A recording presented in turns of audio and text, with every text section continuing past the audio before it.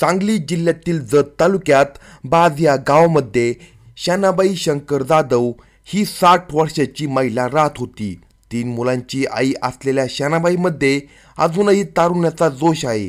तिच्या 3ही मुलांची लग्न झाल्यानंतर तिचे संसाराबाबतचे कर्तव्य संपले आणि तिने आपल्या मनाप्रमाणे वागण्याचे ठरवले. मुळातच ती एक वासनेत बुडालेली बाई होती. संसार असूनही इतर पुरुषांना नादाला लावण्यात ती पटाईत होती. गावात तिची तशी ख्याती होती. आता सुना आल्या आहेत, सुधारेल शानाबाई अशी तिच्याकडून अपेक्षा करणे देखील चुकीचे होते. या शानाबाईच्या नवऱ्याचे निधन झाले आणि ती एकटी पडली. कारण घरात तिच्याबद्दल सारे काही माहीत असल्याने मुलांनीही तिच्याकडे दुर्लक्ष करणे योग्य समजले होते. म्हणून तिने गाव सोडले आणि कवठे महाकाळ गाठले.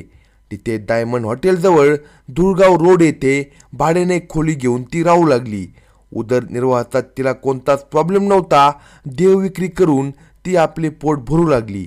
खरे तर तिचे चारित्र्य चांगले नव्हते. आपली वासना शमवण्यासाठी ती तरण्या पोरांना नादाला लावत होती. शानाबाई कवठे महाकाळमध्ये राहण्यास आल्यानंतर तिला रान मोकळे झाले होते. आता खऱ्या अर्थाने ती आपल्या मनाप्रमाणे वागू लागली. या शानाबाईला तिच्याच गावचा एक तरुण भेटला. तो उदरनिर्वाहासाठी मालगावमध्ये आला होता. किरण असे त्याचे नाव होते. आपल्या गावची शानाबाई या ठिकाणी राहते असे समजल्यानंतर किरण याने तिची भेट घेतली. त्यालाही तिच्याकडून संभोग सुख हवे होते. त्यासाठीच तो तिच्या संपर्कात आला होता. तीही पैशाच्या मोबदल्यात त्याला शरीर सुख द्यायची. किरण तरुण होता. त्याला तिच्याकडून शरीर सुख हवे असायचे. पैसे दिले की ती शरीर सुख देते हे माहीत पडल्यावर तोही तिला पैसे द्यायचा. कधी कधी त्याच्याकडे तिला हवे तेवढे पैसे नसायचे. तेव्हा तो पैसे देताना कासकूस करायचा. तेव्हा मात्र शानाबाई आपले अस्त्र बाहेर काढायची. तू मला पाहिजे तसा पैसा दिला नाही तर मी तुझ्या विरोधात बलात्काराची तक्रार देणार. एवढे सांगितल्यानंतर किरण तिला काही करून पैसे देत होता. किरणचे लग्न झाले नव्हते. क्षणिक सुखासाठी त्याने शानाबाईला जवळ केले असले तरी आता ती डोईजड होत आहे असे त्याला वाटू लागले होते. शनिवार दिनांक 22 मार्च 2025ची रात्र होती. त्या दिवशी किरण हा शानाबाईच्या घरी गेला. दोघांनी शरीर सुख घेतले. त्यानंतर शानाबाईने किरणकडे पैसे मागितले. आता जी रक्कम मागितली होती तेवढे देणे किरणला शक्य नव्हते. इतके पैसे माझ्याकडे नाही म्हटल्यावर शानाबाईने पोलीस केस करायची भीती घातली. तुझ्या विरोधात बलात्काराची तक्रार करेन असे म्हटल्यावर मात्र किरण चिडला.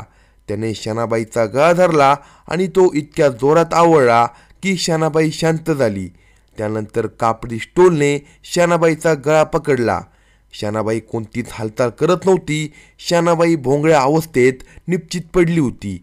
शानाबाई मरण पावल्याचे किरणच्या लक्षात आले आणि त्याने भरभर अंगावर कपडे चढवले. शानाबाईच्या घरातील कुलूप घेतले आणि तो घराबाहेर आला. बाहेर सगळ्यांच्या घराची दारे बंद होती. कुणीच दिसत नव्हते.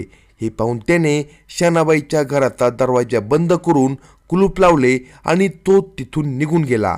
शनिवार दिनांक 22 मार्च 2025 ते बुधवार दिनांक 26 मार्च 2025 या 4 दिवस शानाबाईच्या घराकडे कोणाचेच लक्ष गेले नाही. कारण बाहेर कुलूप लावले होते. लोकांना वाटले ती कुठेतरी बाहेर गेली असेल. मात्र निसर्ग नियमाप्रमाणे घरातील मृतदेह कुजू लागला होता आणि दुर्गंध सुटू लागल्यानंतर मात्र आसपासच्या नागरिकांनी कवठे महाकाळ पोलीस ठाण्यात याबद्दल माहिती दिली. माहिती मिळताच पोलीस अधिकारी घटनास्थळी दाखल झाले.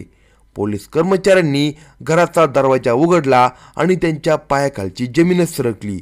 कारण एक 60 वर्षाची महिला भोंगळ्या अवस्थेत घरात मृत्युमुखी पडली होती.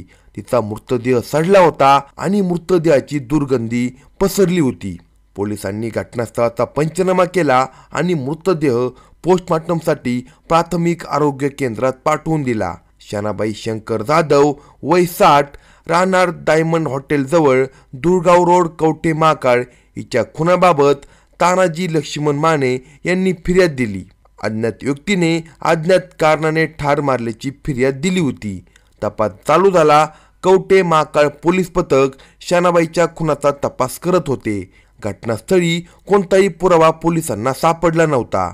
त्या अनुषंगाने तांत्रिक विश्लेषण आणि CCTV फुटेजचा आधार घेत तपास सुरू केला होता. कबरेही सोडण्यात आले होते. त्यांनी दिलेल्या माहितीवरून शनाबाईच्या खुनामागे किरण गडदे नावाचा तरुण असल्याचे समजून आले. तो मालगाव परिसरात राहतो ही माहिती पोलिसांसाठी पुरेशी होती. सांगली स्थानिक गुन्हे पोलिसाचे पोलीस अधिकारी यांनी लक्ष्मीनगर मालगाव या परिसरात सापळा लावला होता. त्या सापळ्यात किरण गडदे सापडला. त्याने शांताबाईच्या खुनाची लगेचच कबुली दिली. शनाबाईबरोबर अनैतिक संबंध असल्याचे आणि ती नेहमी बलात्काराच्या गुन्ह्यामध्ये अडकवणार अशी धमकी द्यायची, म्हणून तिचा खून केल्याचे किरण गडदे याने सांगितले. किरण आकाराम गडदे हा अवघा 20 वर्षाचा तरुण होता. तो शनाबाईच्या गावचाच म्हणजे बासगावचा रहिवासी होता. तो उदरनिर्वाहासाठी कवठे महाकाळ येथे आला होता. तो आपल्या दाजीकडे ड्रायव्हर आणि शेतीचे कामे करत होता. फारसा पैसा मिळत नसला तरी त्याला शनाबाईचा नाद लागला होता. ती पैसे देऊन शरीर सुख देणारी बाई आहे हे माहीत असूनही तो तिच्याकडे जात होता. मिळालेले पैसे तिला देत होता, पण तिला देखील पैशाची हाव जास्त होती. ती या कवळ्या तरुणाला पैशासाठी खेळवत होती. त्याने मनाप्रमाणे पैसे दिले नाही तर कायद्याची भीती घालत होती. यातूनच त्याने तिचा खून केला. शनाबाईचे चारित्र्य मुळी चांगले नव्हते. तिने अनेक जणांना नादी लावले होते. आपल्या शरीराचे प्रदर्शन करत ती पुरुषांना खेळवत होती. अखेर तिचा शेवट अशा रीतीने झाला. शनाबाईच्या खून प्रकरणाचा तपास पोलीस अधिकारी करत आहे. अशाच नवनवीन क्राईम स्टोरी ऐकण्यासाठी कलम 302 या मराठी चॅनलला सबस्क्राईब करा आणि आपल्या प्रतिक्रिया कमेंट बॉक्समध्ये कळवा.